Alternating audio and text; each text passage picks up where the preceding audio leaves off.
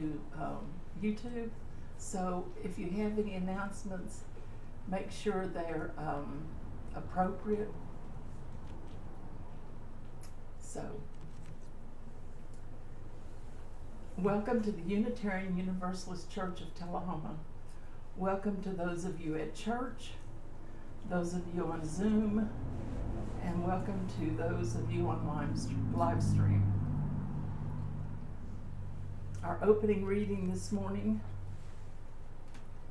who you are enriches us all, a horizon of mountain ridges, colorized in pastel rainbow tones.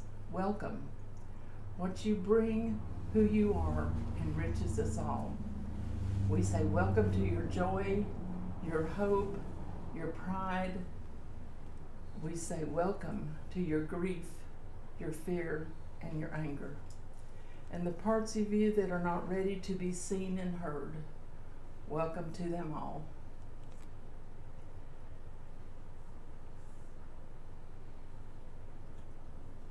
Rosanna, can you light the chalice?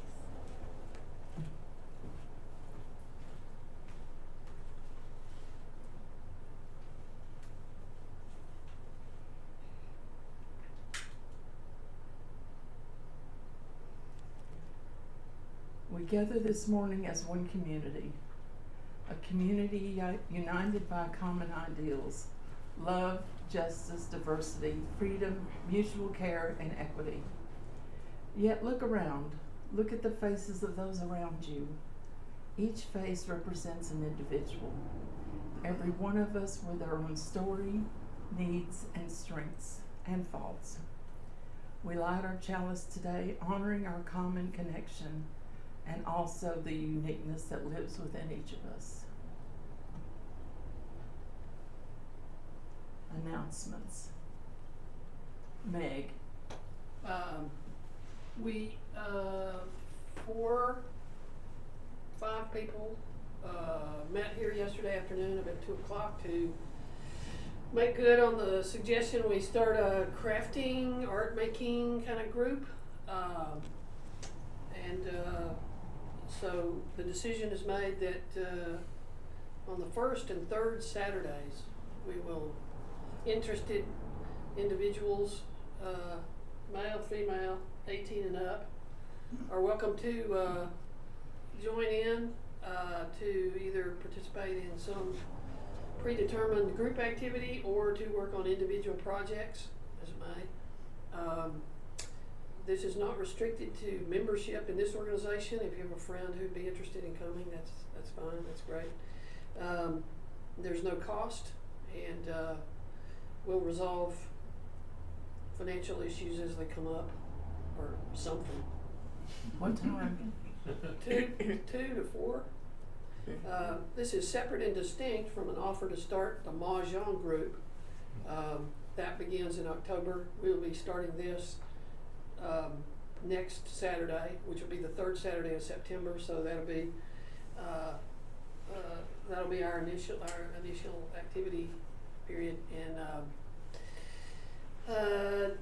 I think we're going to be working with some materials that and know-how that Debbie has about creating some greeting card type things. But I'll stop talking about that because I don't know really what that's all about. But so that's the story. And if you have any questions, then come to me. Come unto me. Yeah, we had talked about having greeting cards to send out, if somebody was sick or if somebody had, a death in the family. And so if you want to come and we can create cards like that, thinking of you, missing you, hope, sympathy, stuff like that. Good, that'd be great. Tom. This Thursday we'll be meeting here for the writing group. Please come and join us.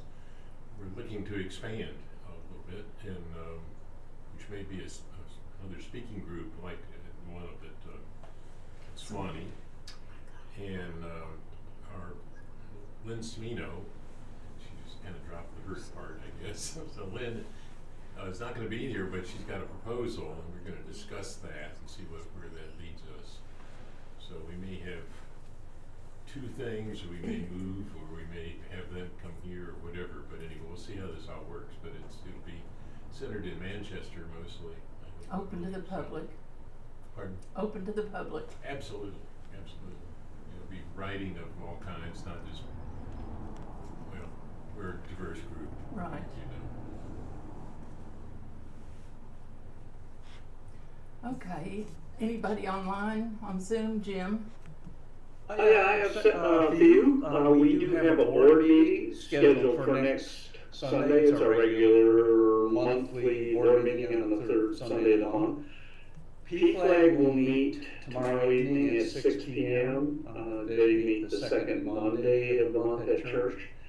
And just a general announcement here, I think folks are not aware, but we do have a policy that any use of the building has to be brought before the board, and the board approves it, and that's mostly a scheduling issue to make sure we don't have conflicts, and the board does know who's in there when we have a request come to us. So any use of the building, so that includes the craft and whatever the other thing is that Andy's working on, should be brought to the board, and the board will then approve that. So please work with us on that. So anyway, that's it. Thank you. So, I have a question. Does that mean we cannot do next Saturday's class? No. It's just a form that has to be completed. Okay. But can we do next That's on, I would say.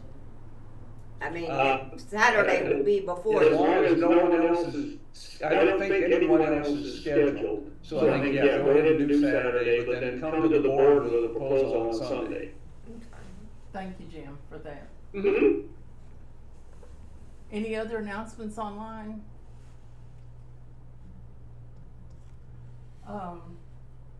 If you want to, wait, I want to say this other thing first. Our speaker next Sunday is the Reverend Dr. Michelle Peterson. She comes from the Second UU Church, which I don't know the name of. And she's been here before, and I think everybody really enjoyed her. This month we're having 3 ordained ministers speak. Wow. So that's kind of neat. That just happened. So, and if you want to donate to the church, please send a check to UU Church of Tullahoma, P.O. Box 331, Tullahoma, or drop it in the little shaker box underneath the clock. Speaking of which, I'm missing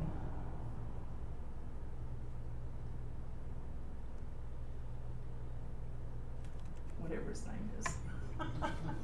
How embarrassing. Okay. We're going to do a responsive reading this morning, number 656. And I apologize for not getting it out to the people on Zoom.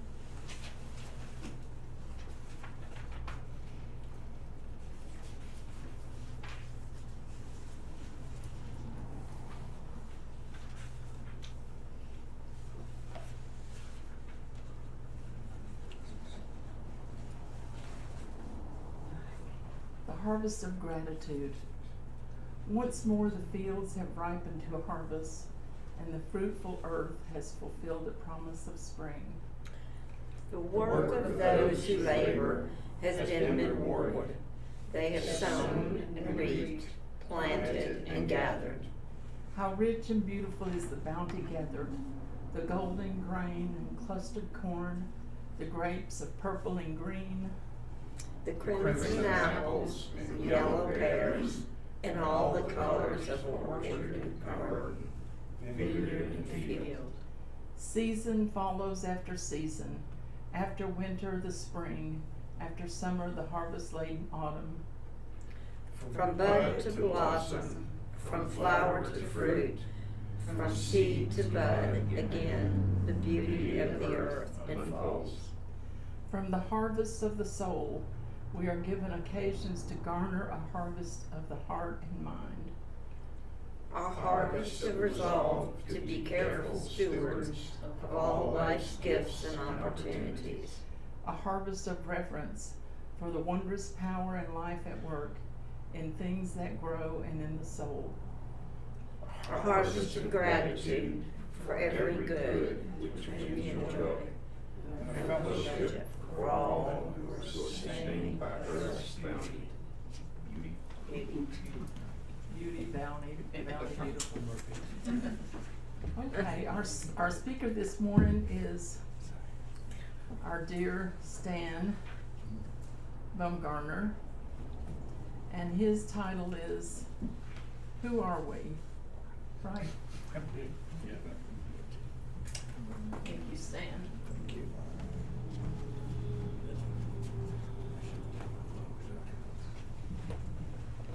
Good morning, everybody. Good morning. I always need to adjust this, don't I? Yes, you do. Yeah, you're pretty tall. Can you help me out there? Yeah. Yeah, Got it? As you down. down a little bit. Good. Okay, there we have it. It's crooked. Ah, perfect. That's it. That it? Come back to It's you so right funny, here. these things, thank you. My wife, Kim, whom some of you have met, is always careful to instruct me if I'm taking a picture of her to have it elevated so I can't see this part. Right.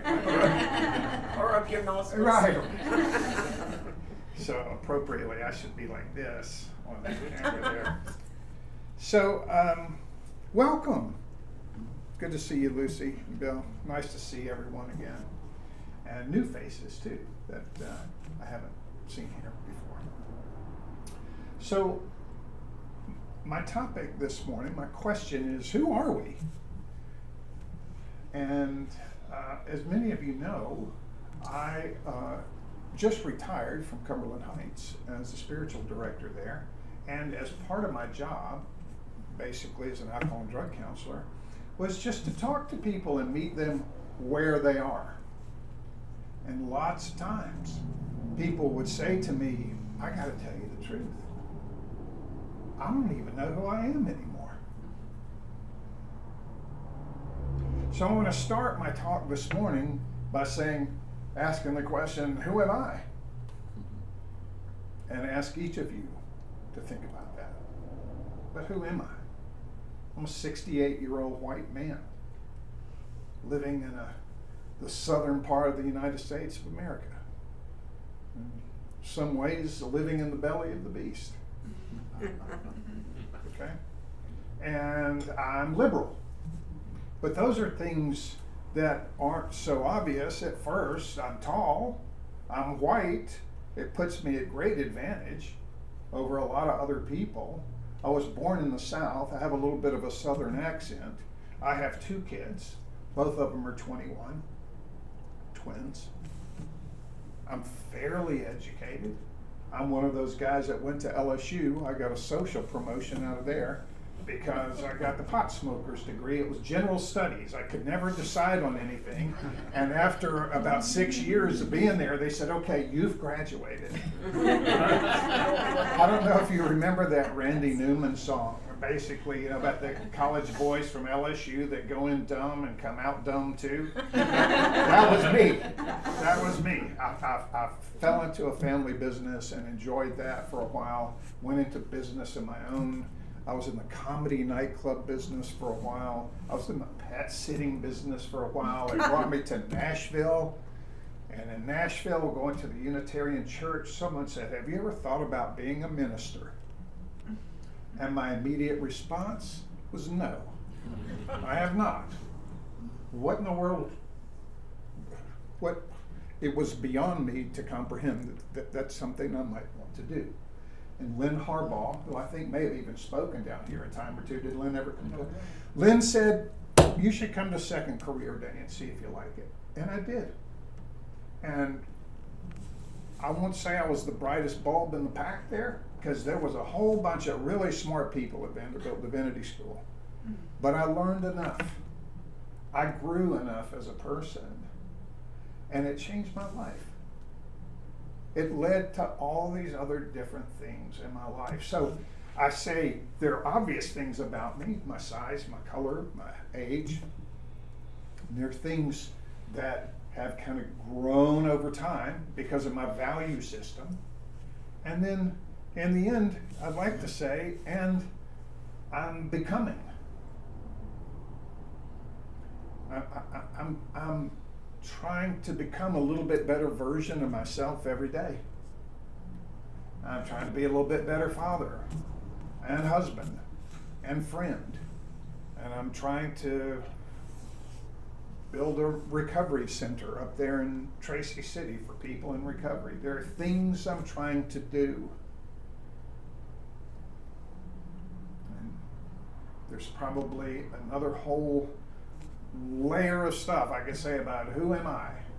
But I have a fairly decent sense, I think, of who I am. If you'd asked me that when I was 20, I wouldn't have had any clue. If you'd asked me when I was 35, I probably would have been a little bit closer. But here at 68, I have a fairly good sense of who I am and what I want to be and who I'm becoming.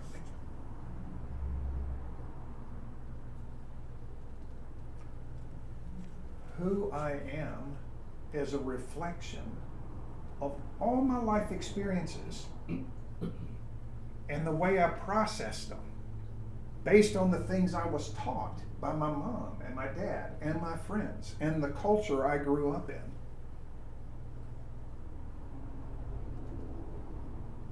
Who I am is how I processed life's experiences and kind of created rules for myself. This is right, this is wrong. I believe this, I don't believe that at all. But the sum total of my belief system and my actions bring me to this exact moment this morning, as is true for everybody here. Now, that's me and that's you. The next question is, who are we as a group?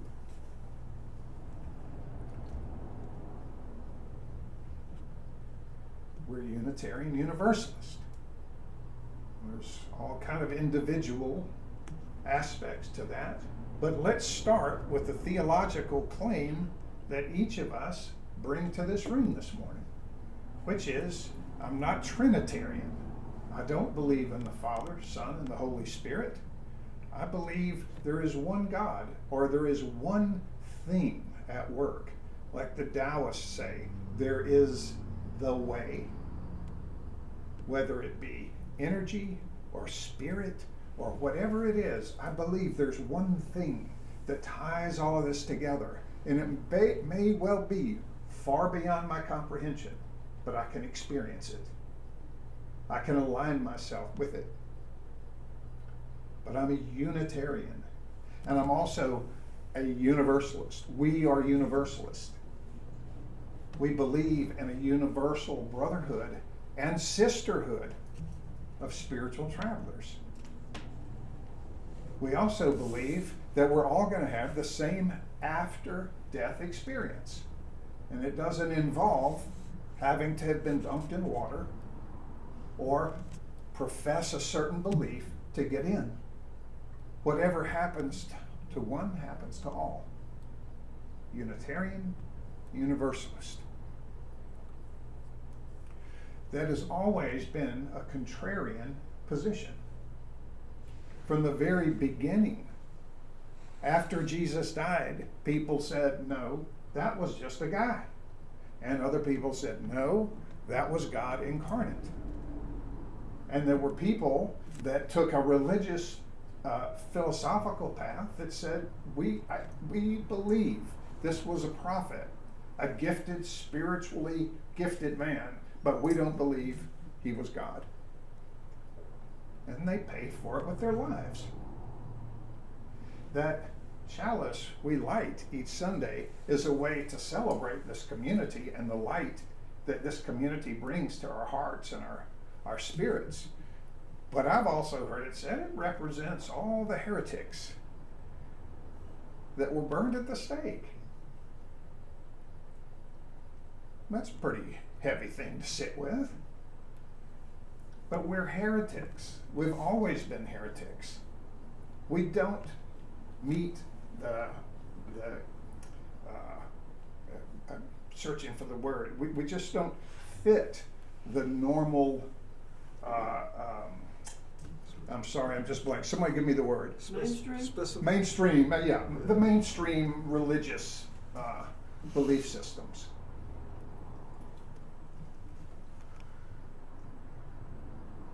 But it's interesting. In our history, over time, particularly in America, we have always sided with justice and civil rights and individual rights. We came out of that really, really rigid Calvinism in Boston and said, wait a second, we don't really believe this. If you've never read William Ellery Channing's sermon on the ordination of Jared Sparks in 1803, I recommend it to every Unitarian, because he lays out, this is what we believe and what we don't believe. And he was a heretic for saying it. So here we are in 2023, not 1803. Unitarian Universalist are not the biggest denomination in the country. And when we come to a community like this one, a congregation like this one, we are like this precious, bright, blue little glass bubble in a sea of red for people who think and feel more liberal than conservative, that want to encourage each person to be on their own spiritual journey, not to hold your hand over a book and say, I believe this dogma, this doctrine. Instead, we say, here are the books. To question is the answer. For you to search for your answers. We want to be on this spiritual journey with you. We believe in the democratic process in our congregations and out there in the world at large. We believe in the inherent worth and dignity of every person, no matter who they choose to marry and sleep with or love. We believe that the earth is something precious and we should be stewards of it instead of exploiters of it, that there's an interconnected web, that we're all a part of it, okay? That's what we are. That's what brought us each here this morning, I believe. The sense that I know this group. Why did you come here this morning? Because I know what this group is not going to judge me. I know this group is going to encourage me in my journey. The first time I ever went to a Unitarian Universalist church was in Baton Rouge, Louisiana, where I grew up. Halfway through the service, I had tears coming down my face because I finally found my spiritual home. I grew up Baptist and I walked away from it. But I didn't have anything as a spiritual community until I found that Unitarian Universalist church in Baton Rouge. And then when I moved from there to Nashville, I immediately searched out the Unitarian church there in Woodmont and found a community of like-minded people. I was home. I'm home here this morning. I hope you feel that way too. That's who we are. We're a reflection of all the things that we've experienced, and just like an individual, all the responses we've made that developed a belief system that we adhere to and use as principles that guide us. Now, here's the question. Who are we becoming?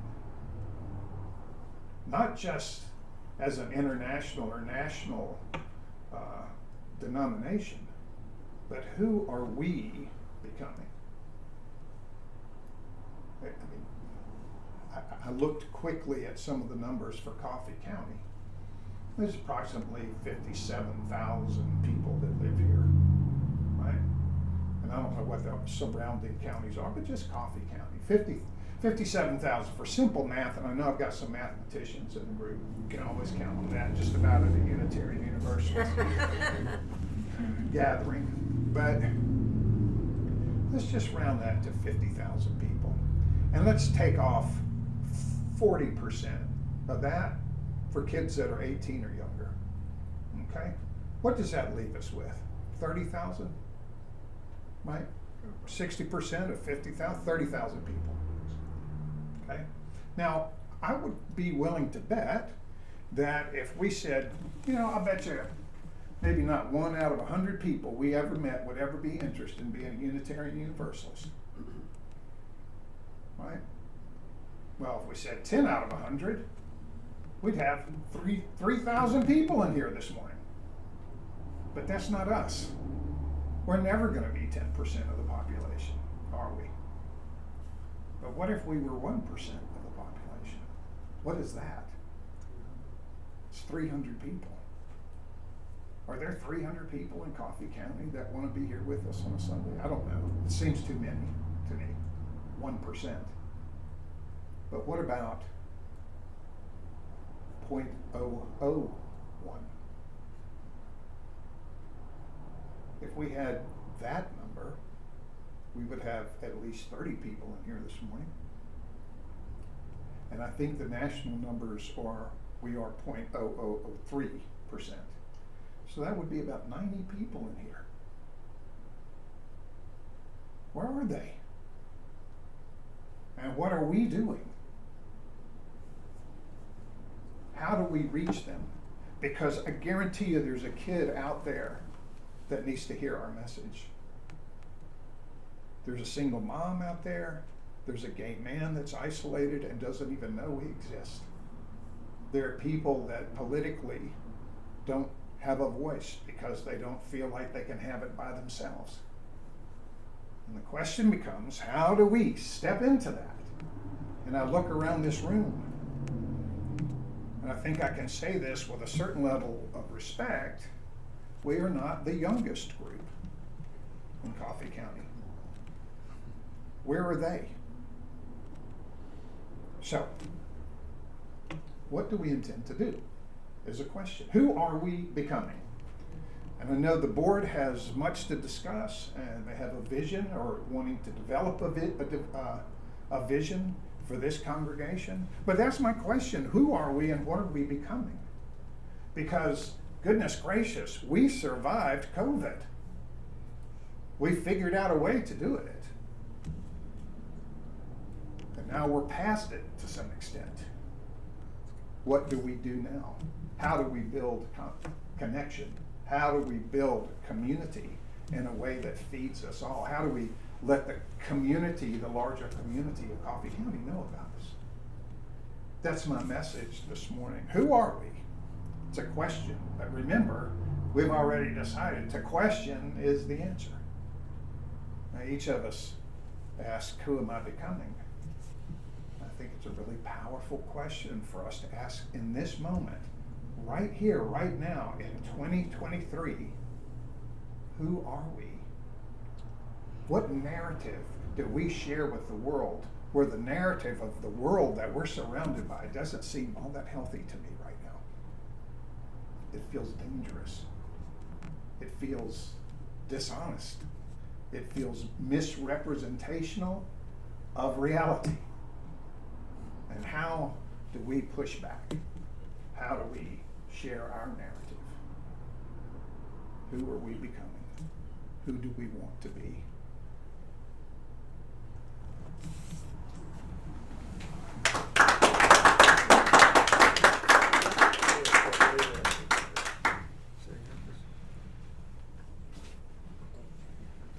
I guess I'm okay. Yeah, you're good. Thank you, Stan. Always making us think.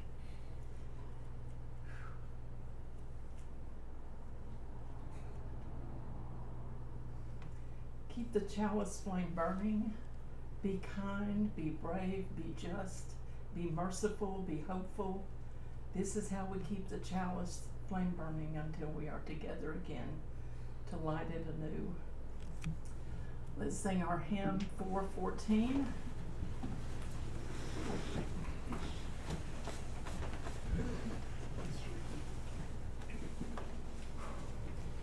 As we leave this friendly place, love give light to every face. May the kindness which we learn light our hearts till we return. I'm glad that song is not really high or really low. Yeah. But it's easy, you know. That's an easy one. Okay, let's take a break till 11.